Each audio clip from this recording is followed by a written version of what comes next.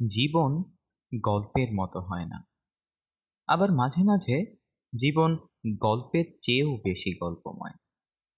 শিল্পী তার শব্দের বুননে এঁকে যায় গল্পের রং, আর জীবনের বেলায় সাক্ষাৎ শিল্পীই যেন রং হয়ে ওঠেন গল্পের।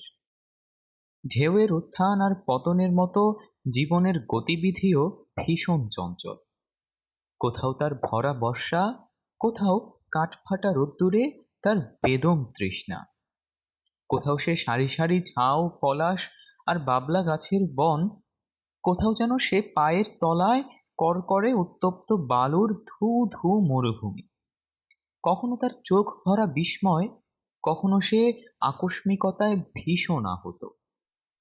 জীবনের দুটো তীর, এক তীরে কেউ সার্থকতায় হাসে, অন্য তীরে কেউ হয়তো হতাশায় পর্যুদস্ত। কেউ হয়তো জীবনে বিলীন হওয়ার মাঝেই খুঁজে নেয় সুখ, কেউ সুখ খুঁজে পায় অনন্ত জীবনের স্রোতে অবগাহনে। জীবন একটাই, কিন্তু কি ভীষণ আলাদা তার বয়ে চলার ধরন।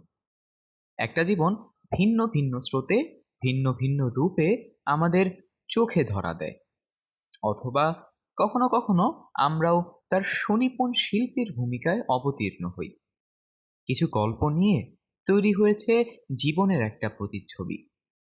সেই প্রতিচ্ছবিতে দেখা যাচ্ছে জীবনের অনেকগুলো রূপ, অনেকগুলো বাঁক।